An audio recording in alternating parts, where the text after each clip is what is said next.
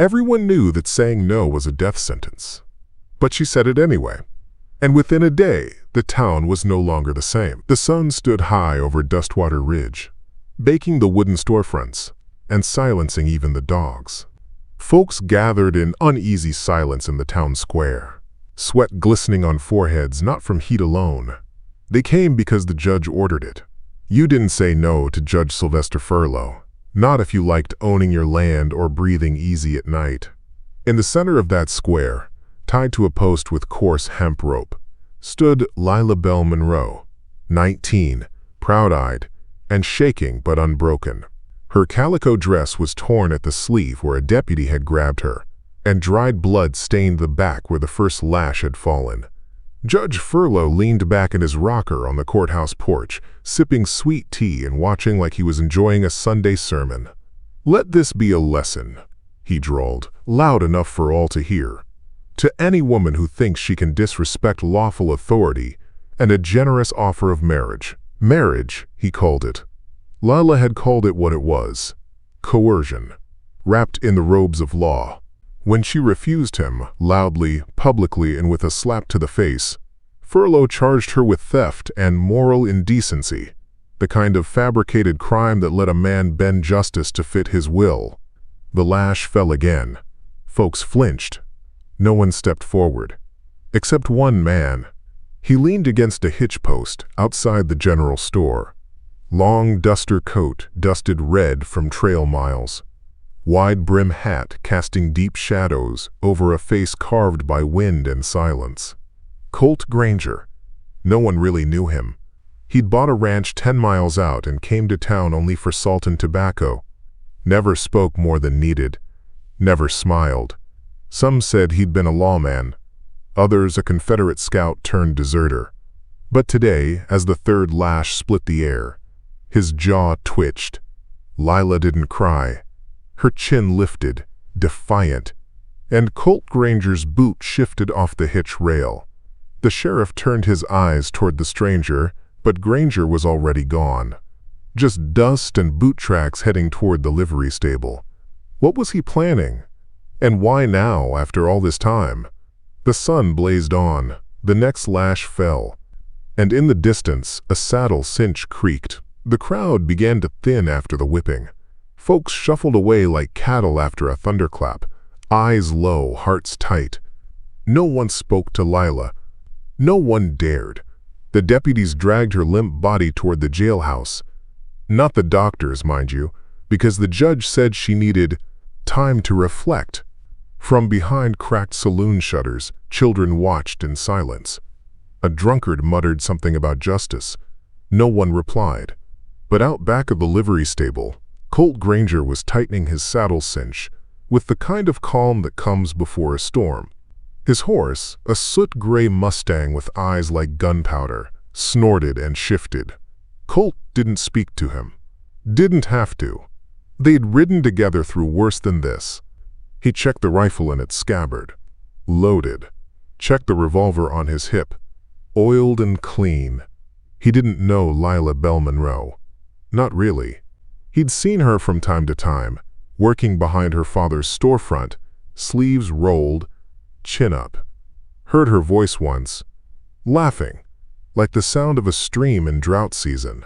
But today, that laughter had been torn away by a man who wore the law like a badge and wielded it like a whip. Colt had seen this before. Another town, another girl. That one hadn't lived. He'd ridden away from that memory a long time ago, but it had followed him, like guilt always does. As he mounted up, old Clem, the stableman, stepped from the shadows. "You don't have to do this, Granger," he said, voice raspy. "She's just one girl. Ain't you fight?" Colt looked at him, eyes like flint. "Ain't nobody else's either, seems like." And with that, he rode out. Not hard and fast, not reckless, just steady, like a man who'd made up his mind and wasn't looking back. By nightfall, he was a shadow moving toward the sheriff's jailhouse. Inside, Lila lay on a straw mat, blood drying on her back, breath shallow but even. And from the alley across the street, hidden in the dark, Colt Granger watched and waited. Midnight fell over Dustwater like a burial shroud. The saloon lanterns had gone dim. The judge was asleep in his mansion above the bank, and only the crickets dared speak aloud. Inside the jailhouse, Deputy Morton dozed at his desk, hat pulled over his eyes, boots crossed on top of a whiskey-stained ledger. The keys hung loose from his belt, jingling every time he shifted. In the back cell, Lila lay curled on her side, back torn, but her eyes open and blazing. She hadn't cried. Not when the crowd turned their heads. Not when her father stayed silent in the doorway of his store. Not even when the sheriff, red-faced with shame, muttered that he had no choice. But tonight, alone in the dark, she whispered her brother's name. James. Killed last year by the same judge's hired gun. Said it once, like a prayer. And maybe someone answered. Because the window iron behind her creaked. She turned slowly. A face appeared in the moonlight. Angular, quiet, watchful. Colt Granger. He didn't speak, just tapped the iron with a tool that glinted once. The bar came loose without a sound. Lila blinked. Why? Granger held a finger to his lips. Then he passed through the gap, like smoke, and knelt beside her. From his coat, he pulled a linen roll of salve and bandages. Lila flinched, but he worked gently, his hands steady and sure. Only when the worst of the wounds were wrapped did he speak. "Can you walk?" she tried. Bit her lip, nodded. They slipped out the back, silent as ghosts. By the time Deputy Morton stirred and cursed at his whiskey dreams, they were already 2 miles out, riding hard under a blanket of stars. Granger didn't explain. Lila didn't ask.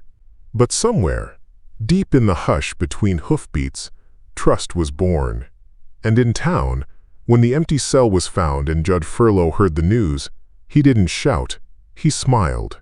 "A man took her, huh?" he murmured. "Then we'll bring him back. In a pine box if need be." Dawn cracked over Dustwater Ridge like a shotgun blast. The sky bled red on the edges, and the town was already stirring, not with roosters or wagons, but with fear. Judge Sylvester Furlow stood on the courthouse steps, his silver hair slicked back, cane tapping slow against the boards. Behind him, Sheriff Bexley looked tired, like a man forced to wear boots 2 sizes too small, and the law even smaller. "They broke her out," Furlow announced to the growing crowd. "Lila Monroe, my bride-to-be, stolen in the night by a known criminal. A man with no kin, no loyalty and no conscience. Colt Granger." Gasps rippled, not for the girl. No for Granger. Whispers hissed like snakes.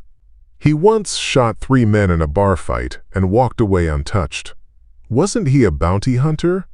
I heard he buried a sheriff in Wyoming, bare hands and no shovel." Furlow raised a hand.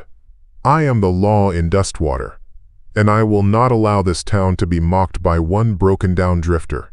He turned to Sheriff Bexley. "Form a posse. Ride him down. Bring her back. And if Granger resists—" He didn't finish the sentence. Just let the word resists hang there like a noose. Deputy Morton, red-faced and humiliated, was first to mount up. Then young Tom Holloway, eager to prove himself. Even 2 ranchers who owed Furlow favors joined, despite the tremble in their hands. Bexley paused, hand resting on the saddle horn. "I've known Granger a long time," he said. "He don't act without cause." Furlow's eyes narrowed. "Then maybe you should reconsider which side you're on." The sheriff said nothing, just mounted up and followed. By noon, 6 riders thundered out of town. Dustwater's folk watched them go, wondering which would return. And out beyond the ridge, in a pine-shrouded hollow, Lila Bell stirred from her sleep beside a low fire. Granger sat sharpening a blade in silence, eyes scanning the tree line like he knew something was already on its way. Because he did. The hollow lay tucked between 2 ridgelines, shielded by old-growth pine and stone too jagged for horses. It was a place only a man like Colt Granger would know, a place made for staying unseen, Lila Bell woke on a bed of pine needles and wool, the pain in her back dulled by salve and sleep. A pot of coffee simmered on coals. Granger knelt by the edge of the clearing, watching the horizon like it owed him something. "Why'd you do it?" she asked, voice raw. He didn't look at her. Couldn't stand the sound of that whip. She sat up slow. "You don't even know me." He finally turned. "Didn't need to." Silence stretched. Not awkward, just full of things neither of them was ready to say. Lila's eyes drifted to his coat. Stitched into the lining, barely visible, was a faded cavalry patch. "You a soldier?" "Was." "Blue or gray?" He didn't answer. Instead, he stood and poured her a tin cup of coffee. "You'll need strength. They'll come fast." "Furlough won't risk losing face." Lila wrapped her hands around the tin. "So what's the plan? Hide up here forever?" Granger stared into the trees. "Long enough to get you to New Mexico. There's a widow there runs a mission house. She's kind, knows how to keep names buried." Lila's jaw tightened. "He'll do it again, you know. To someone else." Granger didn't flinch. "Not if he's dead." That hung in the air a moment. Bitter, cold and sharp-edged. Lila looked at him. Really looked. The lines in his face weren't from age. They were from loss. The kind that carves deep and never heals. "What happened to her?" she asked quietly. His grip on the tin canteen tightened. "Her name was Hannah," he said finally. "They took her. Said it was law. Same as Furlough's law." "And you?" Granger looked down at the fire. "I didn't get there in time." A twig snapped in the woods. Far off, but not far enough. Granger rose, rifle in hand, already knowing what Lila suspected. The posse had found the trail, and the past was coming fast behind them. Dustwater wasn't sleeping easy, not since word spread that Lila Bell had escaped with Colt Granger, or been kidnapped, depending on who you asked. Inside the saloon, tension coiled like a rattler under floorboards. Folks drank quieter, looked over their shoulders more. Even the piano stayed shut. Upstairs in his office, Judge Sylvester Furlough sipped brandy by lantern light. The town's mayor and two landowners seated before him like schoolboys before a headmaster. "We have a problem," Furlough said, voice smooth as polished bone. "A woman has defied the law. A known gunman has taken her, and the people, they hesitate." Mayor Wilkes cleared his throat. "Some say she was coerced, Alton, that the marriage wasn't legal?" Furlough cut in, eyes hardening. "She was given a choice. Accept the proposal and settle her father's debt, or face the law. She chose wrong." He rose, cane tapping the floorboards. "Now listen close. If this town does not act, if any of you harbor sympathy for that girl or her outlaw guardian, you will face consequences." "What kind of consequences?" asked Mr. Greeley, the cattle baron. "The kind that shut down your rail access, revoke your grazing rights. The kind that make your life real inconvenient." Silence. Then nods. Furlough leaned forward. "I want scouts riding by morning. I want that girl returned to me. Unharmed if possible, broken if necessary. And Granger," he smiled. "Granger can be buried wherever he falls." Outside, the wind rose. Thunderheads gathered on the horizon like fate darkening the sky. Back in the pine hollow, Lila watched Granger as he oiled his rifle. "He'll come, won't he?" she asked. Granger nodded once. "He's not used to being told no." She clenched her jaw. "Then it's time somebody told him again." And far behind them, the judge lit a fresh cigar, eyes fixed on the dark glass of his window. "This town will remember who owns it," he muttered, "even if it takes a little blood to remind them." Rain fell light that night, soft enough to lull the forest, but not the people hiding in it. Inside the shelter Granger had built, a lean-to of bark and stone, Lila sat with her knees hugged to her chest, blanket draped around her shoulders. Her wounds still stung, but not as bad as the ache inside. Granger tended the fire, adding pine needles and small branches, moving with the silence of someone used to lonely nights. I wasn't always scared, Lila said, her voice small against the storm. Used to think the world was bigger than Dustwater, that I could ride out one day and see it. Granger didn't interrupt. My mama died when I was 12. Pa was never the same. He started borrowing from furlough, always promising he'd pay it back. Then came the offer. Mary the judge erased the debt, said it was my duty. She paused, jaw tight. I told him no. Granger looked at her now. And that's when they whipped you. They called it, quote, legal remedy, said I'd slandered a good man by refusing him. Sheriff didn't like it, but he didn't stop it. Granger's hands stilled over the fire. Your brother? James Monroe?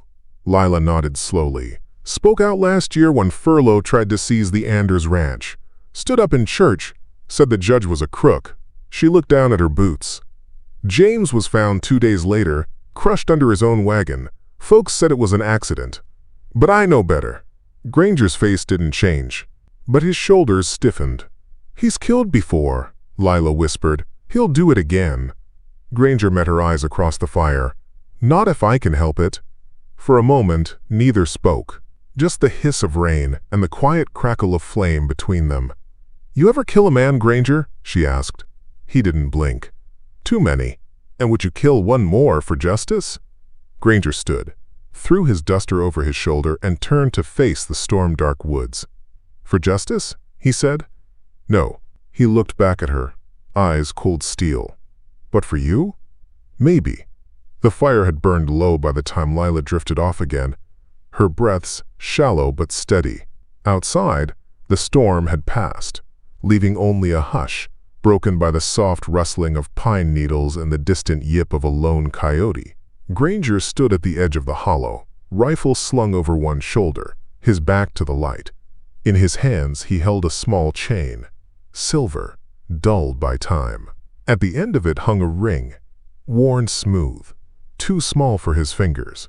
He rolled it between thumb and forefinger, staring into the black, the fire's glow barely touching the shadows in his face. She was 20, he murmured to the trees. Name was Hannah. The night didn't answer, but the silence welcomed his words like it had been waiting years to hear them. We'd just finished building our house, up near Fort Garland. She planted peach trees by the door, said she wanted to grow roots. He breathed slow. Then the railroad came. So did the men that followed it. His jaw clenched. Claimed we were squatting on disputed land. Brought a marshal, some papers, a dozen hired guns. Said we had 2 days to clear out. Granger turned the ring over again. I went to the township. Tried to fight it legal. Took me 3 days. By the time I got back, the house was ashes. He closed his hand around the ring. She died, trying to save the orchard. A wind moved through the trees then, low and soft, like it understood loss. From behind him, Lila's voice broke the quiet. I'm sorry. Granger didn't turn. Not your sorrow to carry. You still wear the ring. It's a reminder. Of what? He looked down, voice low. Of what happens when you put faith in lawmen who serve power instead of justice. She stepped closer, boots crunching softly over pine needles. You saved me, she said. When no one else would. He gave a nod. I didn't come for thanks. No, Lila said. You came because some part of you still believes in right and wrong, even if you won't admit it. For a long time, Granger said nothing. Then, finally, he tucked the chain into a pocket and said, They'll reach this ridge by morning. Then what do we do? He glanced up at the ridge. We show 'em we're not running. By dawn, the sky had turned iron gray. Granger and Lila broke camp before the sun had a chance to pierce the treetops. The saddle packs were light, their horses silent as shadows. There wasn't time to linger. The posse was close, and Granger's instincts screamed louder with every passing hour. They didn't ride toward town. They rode south, toward a land few dared cross without invitation, Comanche territory. Lila looked uneasy as they passed the old stone markers, carved with signs only the old-timers understood. You sure about this? She asked. Granger didn't answer at first. Just stared ahead. where the trail narrowed between two great boulders. I traded once with a scout named Red Elk, saved his brother from a cavalry patrol gone wrong. Said if I ever needed safe passage, I'd have it. Lila eyed the horizon. Let's hope he remembers. An hour later, they crested a hill overlooking a dry riverbed. There, like spirits from the dust, 4 riders appeared. Silent, painted, watching. Granger raised a hand, dismounted, and stepped forward with calm that belied the tension in his shoulders. He took something from his coat, a woven bracelet of horsehair and beads. He knelt, placed it on the ground, and stepped back. For a breathless moment, nothing moved. Then one rider dismounted. A tall man with gray streaks in his braids and a jagged scar down his cheek. "Red Elk," Granger said simply. The man nodded once. "I remember." They spoke in Comanche. Low, firm, filled with long pauses. Lila couldn't catch more than a word here or there, but she watched their faces. Red Elk's expression shifted from stern to surprised. He glanced at Lila, then at the trail behind them, then back to Granger. Finally, he said in English, "You bring fire with you, Granger." "Trying to keep it from burning down the innocent," Granger replied. Red Elk looked at Lila again. "She strong?" Granger didn't blink. "She survived furlough." Red Elk gave a dry grunt. "That devil still breathes?" Lila stepped forward. "Not for long, if we can help it." That made Red Elk laugh. The sound like dry leaves crackling. "Come," he said, mounting again. "We will give you a night's rest. But be warned, white justice does not sleep, even here." As they rode into the hills, Granger looked back once, toward the distant ridge where horsemen now gathered like storm clouds. Lila noticed. "You think they'll follow?" He nodded. "Not think. No." And behind them, Judge Furlough had just received word. They crossed into Comanche land. A scout whispered. Furlough narrowed his eyes. "Then I suppose we'll just have to ride where the law doesn't go." Back in Dustwater, the judge's word was no longer law. It was a shadow stretching across every doorstep. Shopkeepers whispered behind drawn shutters. The blacksmith stopped hammering when strangers passed. And over at the church, old Reverend Hobbs preached about justice and fear, though he knew which one was winning. But not everyone bowed their head. Inside the sheriff's office, young Deputy Eli Monroe paced the floor, fists clenched. "She's just a girl," he said, voice sharp with guilt. "And Granger, he saved her from a rope dressed as a ring. We all know it." Sheriff Bexley sighed, rubbing the bridge of his nose. "Ain't about knowing. It's about surviving. The judge owns the land, the bank, the damn law book. He snaps, and half this town jumps." Monroe shook his head. "Then maybe someone ought to stop jumping." Outside, 2 bounty riders posted new flyers. Colt Granger, wanted for kidnapping, obstruction of justice, and treason reward. $500 dead or alive. The ink was barely dry when a wagon pulled up in front of the sheriff's office. Out stepped an older woman in a gray bonnet, a weathered Bible in her hands. "Sheriff," she said, "that girl stayed with me one night after her brother died. Helped me clean the church, sang to my blind husband. You really think she belongs in a cage next to rattlesnakes like Sylvester Furlough?" Bexley looked her in the eye. Didn't answer. That night, a group of ranchers met quietly in the feed store. Deputy Monroe stood among them. "If Granger makes it back to town with Lila," he told them, "there's a reckoning coming. Furlough's power don't work if the people stop believing in it." One grizzled man, hat in his hands, muttered, "Only if we're still alive to see it." Monroe looked out the window. "Then we better start acting like men who deserve to." Meanwhile, across the plains, Judge Furlough spoke to the bounty hunter he'd brought in, a man dressed in black, eyes like cold nails. "They crossed into Comanche land," Furlough said. The hunter spat. "Don't scare me." Furlough smiled thin. "I don't need you scared. I need you efficient." The hunter nodded once. "They'll be dead in 2 days." They called him Luther Mott, though some said that wasn't his birth name. Others whispered he had no birth at all, just clawed his way out of some shallow grave with hate already in his blood. He rode into the Comanche borderlands alone, black duster flapping like a funeral banner. No posse, no backup. Just 2 pistols, a bone-handled knife, and a debt to collect. At the ridge, he dismounted and crouched low, inspecting the fresh hoofprints. Granger's horse. Quarter-cut Mustang, heavy on the left side. He'd tracked that gait before, 10 years back during a railroad feud in Arizona that left 6 men buried under dynamite and gravel. Mott grinned. Old dog still has a trail. Meanwhile, deeper in the hills, Granger and Lila rode with Red Elk's men toward a hidden camp.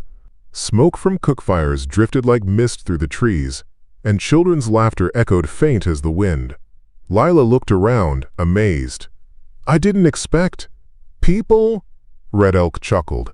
"We're not spirits, girl, just survivors. Same as you."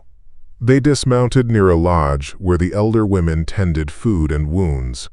Granger spoke briefly with Red Elk, then turned to Lila. "You'll be safe here a while." "What about you?" Granger glanced east. "He's coming." "Furlough?" "No, someone worse." Lila's hand drifted toward the pistol Granger had taught her to carry. "Then we face him together." Granger nodded. "We do." But Mott was already watching from the tree line, crouched like a mountain cat, memorizing the lay of the camp, counting the guards, noting the blind spots. He wasn't the kind to charge in.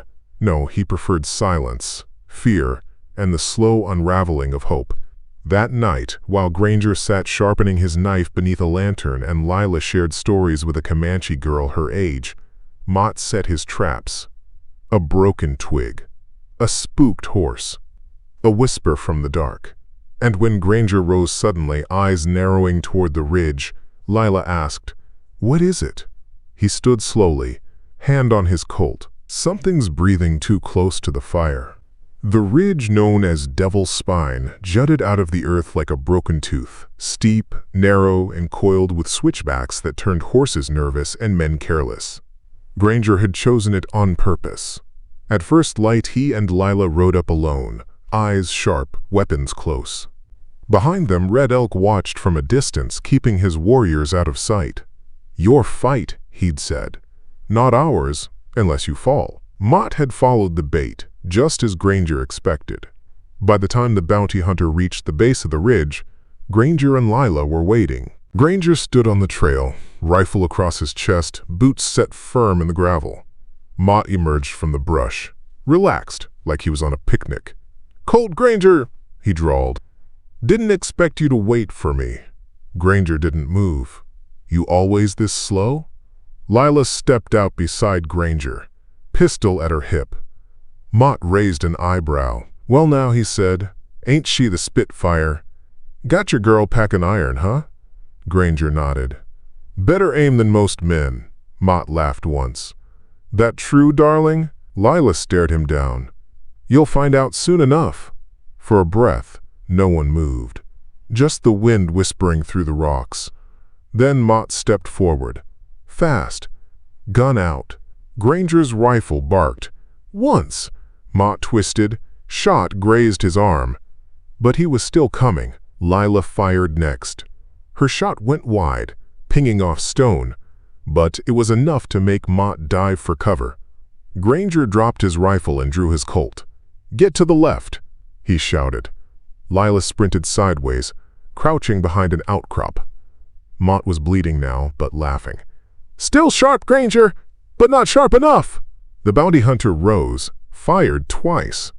Granger dropped to a knee, gritting his teeth as a round tore through the side of his coat, grazing flesh. Lila steadied her breathing, focused, and when Mott turned to flank Granger, she fired again. Clean. His shoulder jerked back, and for the first time, Luther Mott cursed. He stumbled, dropped his revolver. Granger stepped forward, gun raised, but didn't shoot. "You done?" he asked. Mott spat blood. For now. But Granger knew better. "No," he said. "You're done for good." The second shot echoed through the canyon. Final. Just. And when the smoke cleared, Luther Mott lay still among the dust and bone. Granger turned to Lila. "That was a fine shot." She nodded, eyes steady. "Told you I'd be ready." But down below, dust rose again. A second force. Larger, uniformed. Furlough's men. Granger narrowed his eyes. "This wasn't the end," he muttered. "It was just the opening round."